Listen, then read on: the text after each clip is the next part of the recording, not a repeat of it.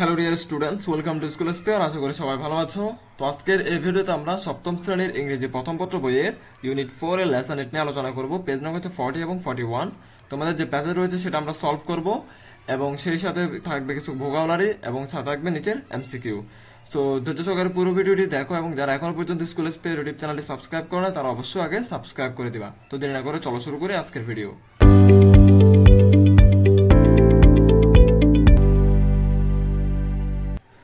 Lesson 8 the home maker 2। তো এখানে কিছু কিওয়ার্ডস দিচ্ছে, আমরা পরে দেখি।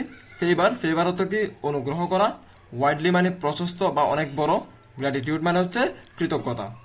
এ নাম্বার বলছে read and try to find out why Najma and Joynul are quarrelling. Read এবং পড়ো এবং ট্রাই টু ফাইন্ড আউট খুঁজে বের করার চেষ্টা করো হোয়াই কেন নাজমা এবং জয়নুল আর কোয়ারেলিং তারা ঝগড়া করতেছে। এর আগের পেজে কিন্তু আমরা নাজমা এবং জয়নুল সম্পর্কে পড়ছিলাম লেসন 7-এ। তো আমরা এটা পড়ে দেখি। তো এটা আচ্ছা, তোমাদের জন্য আমি এটার পিডিএফ তৈরি করে রাখছি। আমি ডিরেক্ট বাংলা মিনিং এবং বাংলা অর্থ এবং উচ্চারণ সহ প্রোনাউন্সিয়েশন সহ তৈরি করে রাখছি। এটা দেখিনি আমরা। তো এখান থেকে দেওয়া আছে, মানে তোমাদের বইয়ের সাথে কিন্তু মিল আছে। তোমরা ডিরেক্ট বই থেকে পড়ো, আমি এখান থেকে পড়াচ্ছি তোমাদেরকে, যেন তোমরা কোথাও যদি না বুঝো এখান থেকে ইংলিশ প্রোনাউন্সিয়েশনটা দেখে নিতে পারো। আর নিচে কিন্তু বাংলা অর্থ দেওয়া আছে। One day Joynul looked for work in his village and in the next village. একদিন জয়নুল নিজের গ্রামে এবং পাশের গ্রামে কাজ খুঁজতে বের হন। বাট কিন্তু his luck did not favour him. কিন্তু তার ভাগ্য তার পক্ষে ছিল না। ওই ফেভার ভাগ্য বা তাকে ফেভার বা অনুগ্রহ করা, মানে ভাগ্য তার পক্ষে অনুগ্রহ করেনি। He was angry with everybody, মানে কি সে রেগে গিয়েছিল সবার উপরে। When he was back home, যখন সে বাড়িতে ফিরে আসে, Najma fail to serve his meal. Najma তাকে সাথে সাথে খাবার দিতে পারে নাই, মিল তো খাবার। তারপর that made him shout at Najma, তাতে সে নাজমার উপর চিৎকার করে উঠলো, মানে গরম হয়ে গেছে নাজমার সাথে। নাজমা উত্তরে বলতেছে I had a severe headache and a fever said Najma, মানে নাজমা উত্তরে বললো যে আমার খুবই মাথা ব্যথা এবং জ্বর। দ্যাটস ওয়াই মেবি ও তার হাজব্যান্ডকে খাবার দিতে পারে নাই সাথে সাথে। Zainul was trembling with anger, Zainul রাগে কাঁপছিল। The cooking is almost done, মানে রান্নাবান্না প্রায় শেষ। Wash your hands and feet, মানে তুমি হাত পা ধুয়ে তৈরি হয়ে নাও।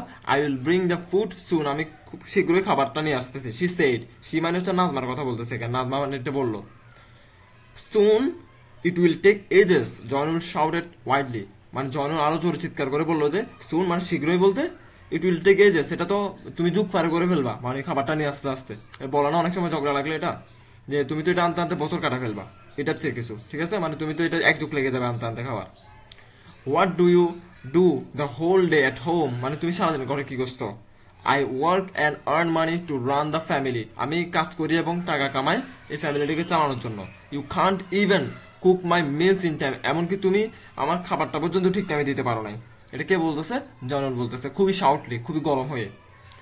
তো এটা বাংলা অর্থ হচ্ছে এখানে আই ডোন্ট আর্ন মানি, এই কথাটা বলবে এখন Najma. I don't earn money, আমি টাকা কামাই না, but I also run the family, কিন্তু আমিও ফ্যামিলি চালাই। কিভাবে? I do all the work at home, আমি ঘরে সব কাজ করি।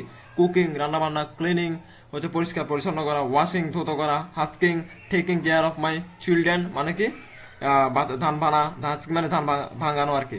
Taking care of the children, বাচ্চাদের যত্ন নেওয়া, এভরিথিং সবকিছু। সেড নাজমা বললো এটা উত্তরে। রিমেম্বার, এটা আবার নাজমা বলতেছে মেবি।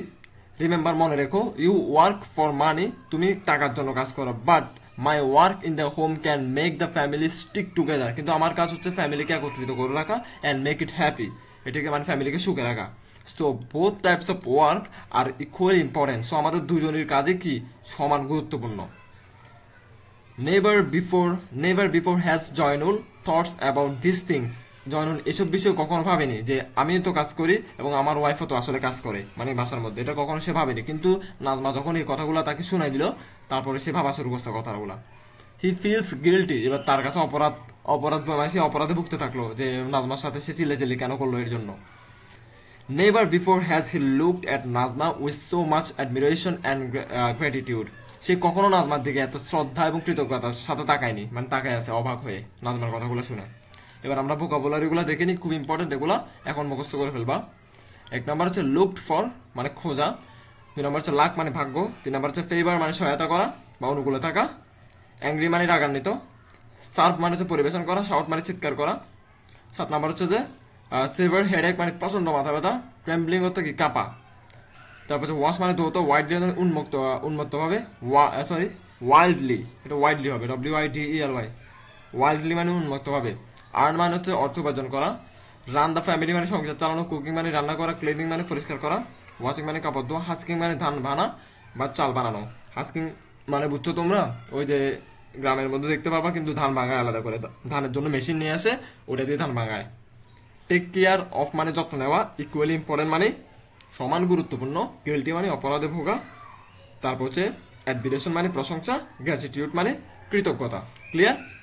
এরপরে কিছু দেখি আমরা কি রয়েছে। আর এটা তো আমরা এতটুকু পড়ছি, আমরা এতটুকু কমপ্লিট করছি, কিন্তু এটা তোমাদের আমি তো PDF থেকে কমপ্লিট করছি, তোমাদেরকে বলছিলাম যে আমি তোমরা বই থেকে পড়ো ডিরেক্ট। বি নাম্বার কি বলছে, read the next again and tick the best answer. Tick মারো, এখানে টিক করো, মানে কোনটা সঠিক ওটা টিক করো। তো আমরা একটা একটা পড়ে দেখি। এক নাম্বার বলছে Zainul was angry with everybody because, Zainul মানে রাগান্বিত ছিল কারণ, কারণ কি হবে, কারণ সি নাম্বার হবে। He did not find any work, সে কোনো কাজ খুঁজে পায়নি। ইন হিজ ভিলেজ, তার গ্রামে। And in the next village, তার পরবর্তী গ্রামও সে কি, মানে দুই গ্রাম একসাথে সে কাজ করছে কিন্তু কাজ খুঁজে পায়নি।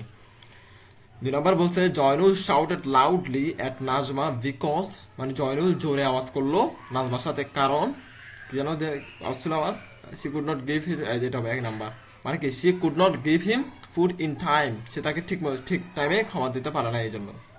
3 নম্বর বলছে it will take ages the underline words mean. Take ages মানে কি, ওই জয়নুল কিন্তু নাজমাকে বলছে মানে তুমি তো আনতে 1 যুগ লাগাই দিবা খাবার আনতে।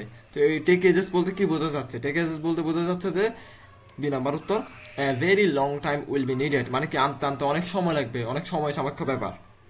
ঠিক আছে। 4 নাম্বার বলছে হু শুড রান দ্য ফ্যামিলি, ফ্যামিলিকে চালায় মূলত, মানে না সরি ফ্যামিলি কাদের ফ্যামিলি চালানো উচিত, জয়নুলকে নাকি নাজমাকে? না, অবশ্যই দুজনকে একসাথে ফ্যামিলি চালানো উচিত, জয়নুল এবং নাজমা। জয়নুল করবে বাইরের কাজ, নাজমা করবে ঘরের কাজ, তাই না? তো যে তাদের ক্ষেত্রে কথা বলতেছি আমি, শুধু তাদের ক্ষেত্রে জয়নুল বাইরের কাজ করবে আর নাজমা কি ঘরের কাজ সামলাবে। 5 নাম্বার হচ্ছে what can make a family happy, ফ্যামিলিকে মানে কে সুখে রাখে, মানে what can make a family happy, কি ফ্যামিলিকে কি কি জিনিস সুখে রাখে? মানি অ্যান্ড হাউস ওয়ার্ক, নাকি work that Nazma does at home, work that Zainul does to earn money. উত্তর হবে A number, money and house work, মানে টাকা এবং ঘরোয়া কাজ মিলে ফ্যামিলিকে, একটা ফ্যামিলিকে সুখে রাখে। 6 নাম্বার বলছে all members in a family should, ফ্যামিলির প্রত্যেক মেম্বারের উচিত কি করা? Do their individual work separately, no. Live together and support each other, উত্তর হবে বি নাম্বার, লিভ টুগেদার একসাথে বসবাস করা, অ্যান্ড সাপোর্ট ইচ আদার একে অন্যকে সহায়তা করা। 7 নাম্বার বলছে what do you think Zainul should do from now, তোমার কি মনে হয় জয়নুল এখন কি করা উচিত এখন থেকে? হি শুড, তার উচিত কি করা?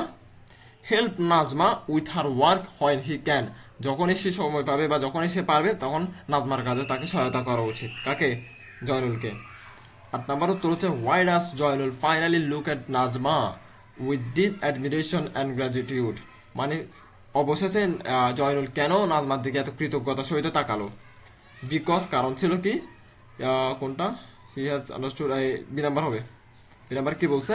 হি has understood the value of sharing work in the family, সে বুঝতে পেরেছিল যে একসাথে ভাগাভাগি কাজ করার গুরুত্ব কতটুকু। দ্যাটস ওয়াই সে একটু নরম দৃষ্টিতে, একটু কৃতজ্ঞতার দৃষ্টিতে নাজমার দিকে তাকিয়েছিল। সি নাম্বার বলছে যে প্রজেক্ট ওয়ার্ক মানে গ্রুপ ওয়ার্ক আর কি। Think of a family you know in your neighbourhood, মানে তুমি চিন্তা করো তোমার আশেপাশে এরকম একটা ফ্যামিলি রয়েছে, ঠিক আছে, মানে নেইবারহুডে। Answer the following questions and write a short composition about the family, এই প্রশ্নগুলোর উত্তর দাও এবং এই প্রশ্নগুলোর উত্তরের মধ্য দিয়ে একটা কম্পোজিশন লেখো ছোট করে প্যারাগ্রাফ আকারে, এটা তোমরা করবা। How many members are there in the family, মানে তুমি যে ফ্যামিলির কথা চিন্তা করতেছো ওই ফ্যামিলিতে সদস্য সংখ্যা কয়জন? Get each members name, age and work, তাদের প্রত্যেকের নাম বলো, নাম লিখো, বয়স লিখো এবং কে কি করে সেটা লিখো। 3 নাম্বার বলছে do the family members share each other works, তোমাকে প্রশ্ন করতেছে ওই ফ্যামিলিতে কি, তুমি যে ফ্যামিলির কথা চিন্তা করতেছো ওই ফ্যামিলি থেকে একজন কি আরেকজনের সাথে কাজগুলো শেয়ার করে, ভাগাভাগি করে? Describe who shares what, describe করো, ব্যাখ্যা করো যে কে কি শেয়ার করে, কাজ কার সাথে শেয়ার করে। হোয়ার অ্যান্ড হু উইথ, কোথায় এবং কে কাকে করে। বুঝছো? এই 3টা প্রশ্নের উত্তর তুমি আলাদা আলাদা না লিখে বলতেছে প্যারাগ্রাফ আকারে একসাথে লিখে ফেলো। কথা ক্লিয়ার? সো আজকের ভিডিও এতটুকু পর্যন্ত থাকবে, তোমরা এটা কমপ্লিট করে ফেলবা, না পারলে অবশ্যই আমাকে কমেন্টে প্রশ্ন করবা। তো আমরা পরবর্তী ভিডিওতে লেসন 9 নিয়ে আলোচনা করব। ধন্যবাদ সবাইকে।